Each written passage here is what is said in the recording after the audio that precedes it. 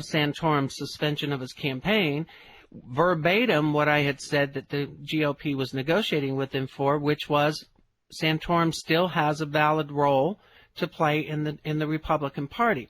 My question is there any way that you see Ron Paul running or affecting this election if the GOP continues to marginalize him and freeze him out?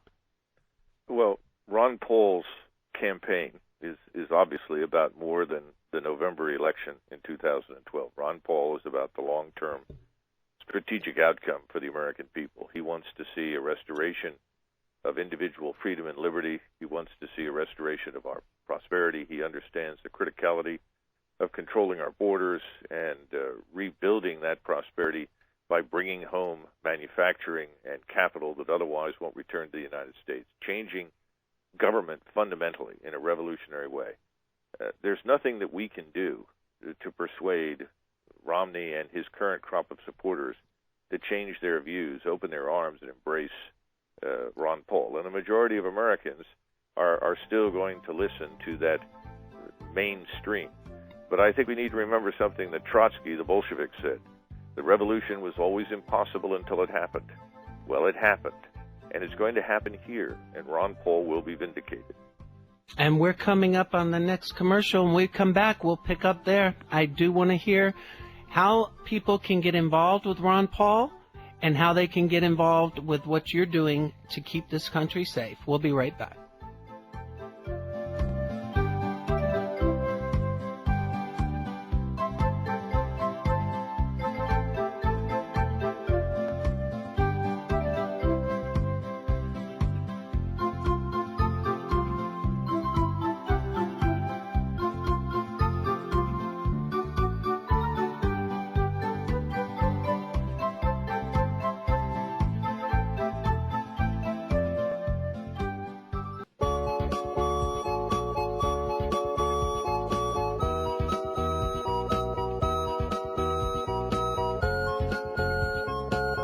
Notice this afternoon, I've been cutting our commercial bumps in short because I want to get as much time with Colonel Macgregor on the air as we possibly can. And Colonel, before I go any further, please let me thank you personally for your service to this country. I want to get that in before I forget, because we get to a hanging subject here at the end of the show. I want to be able to give you the opportunity to finish your statement. Look, Dr. Paul can still affect the outcome of the election.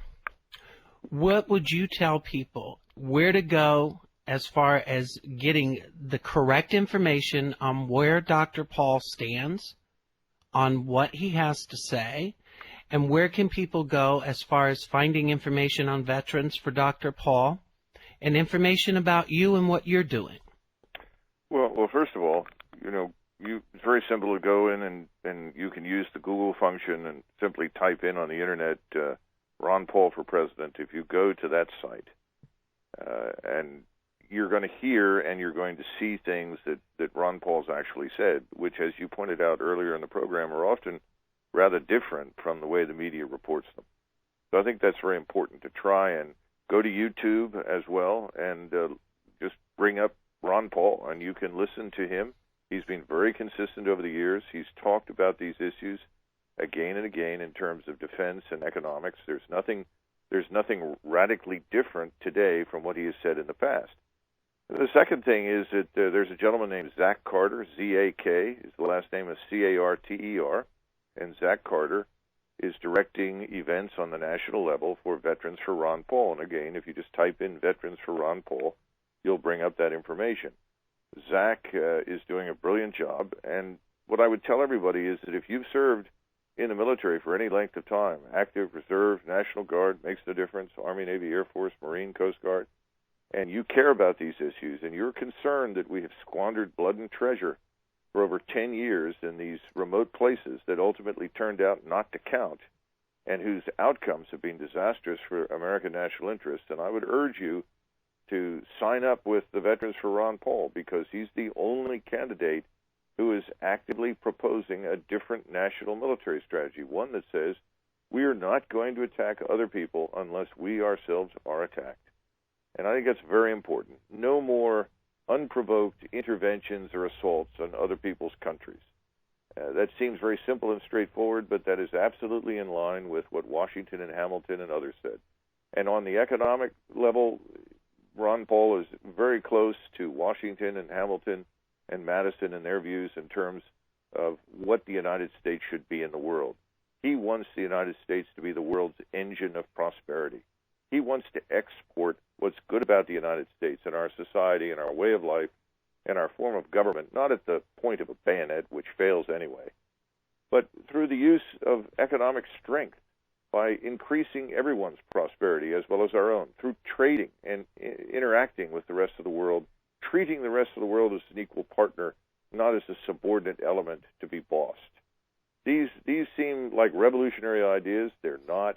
They're rooted in our Constitution, which Ron Paul continually refers to again and again whenever he speaks. Well, I will tell people that are listening, if you want to find those links that Colonel Macgregor was referring to, if you go to sinclairnews.net and click on the TTM guest list under Colonel Macgregor's bio for appearing on the show today, we have actually put all of those links there as far as Veterans for Ron Paul and Colonel Macgregor's own website. And I am familiar with Zach Carter only because it was Mr. Carter who had actually contacted me about having you on the show. So he is definitely working and earning his keep. Well, he's got some big plans for the Republican convention in Florida. And I would be, I'm very curious as to see what unfolds, but I think you're going to see a lot of veterans show up. And a lot of people who support Ron Paul at that convention, and I think there is going to be a lot of Ron Paul which will find its way into the discussion regardless of whether Mr. Romney and his supporters like it or not. You know, here's one parting question I have for you.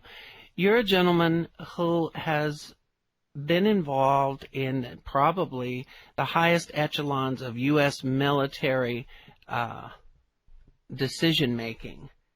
What is it about our current situation to where everybody has to paint Dr. Paul's opinion that we don't need to be going in and playing police of the world? What is it that makes Dr. Paul somehow, you know, a lunatic or on the fringe, and yet everybody is bowing down to Barack Obama? I thought Obama had actually made the same references that we needed to stop going around the world trying to force people to do things our way. Why is there such a disconnect with the media in comparing the two?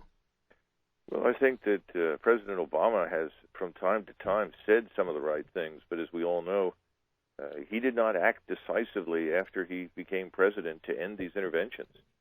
The intervention in Iraq dragged on until it became impossible for us to stay in Iraq. And fortunately, President Obama did nothing to obstruct that outcome. But when we finally pulled out at 2 o'clock in the morning in the dark along one road that was more heavily defended than any penitentiary in the United States, in what was really an ignominious retreat from a country which was now effectively dominated by Iran, nobody seemed to put two and two together. They seemed to celebrate this as though this was something that President Obama had brought about. In truth, he didn't stop it, but he didn't bring it about. And as we know, we're still in Afghanistan, and that is an utter and complete waste of time. I talk to people on the ground over there and coming back all the time. There is no hope of anything fundamentally changing in our interest, and here's the bad news. Most of what's happening over there doesn't make any difference to us, and we are irrelevant to it. Most of it has to do with the Indo-Pakistani rivalry, conflict, competition, whatever you want to call it, and the drug trade plays a role in that. So at the end of the day, I think the press gives Obama a bye because he is in many ways the poster child for the 1960s, those who are nostalgic for those days and think that America has somehow or another finally become what they all hoped in 1965 it would. It's not the case, as we all know, and we're going to find that out over the next 2 years. Ron Paul's a different man. What he says is who he is. There is no disconnect. There is no daylight between what Ron Paul says and what he will do. Well, you are absolutely right in saying that Obama definitely did not end the war in Iraq. In fact, it's interesting, even the media to this day can't acknowledge the fact that he made every effort to keep troops in there, only to comply with the status of forces agreement at the very end when he could not get immunity for U.S. troops. And it's good that you pointed out the fact that he did not end it. In fact, it was already determined that we would pull out at that day and time. If people wanted to look at what could possibly be a bigger nuclear threat at this day and age, should we be paying more attention to Pakistan's nuclear weapons and the instability there, or should we continue to allow the media to pump up Iran as being some huge threat to the world that it's not capable of? Well, first of all, the only states in the world today with the capacity to attack the continental United States with an intercontinental ballistic missile, an ICBM, are Russia and China. Of course, you can also throw Great Britain and France into that category if you'd like. But there is no evidence that those states have any incentive to do so or would even consider it, because they understand that it would be suicidal, because we would respond in kind. Neither Iran nor North Korea have the capacity, as we've seen very recently, to build weaponized nuclear warheads, put them on intercontinental ballistic missiles, and launch them at the United States, nor do I think they will in the near future. Again, both of these states are very weak states. One should interpret their public statements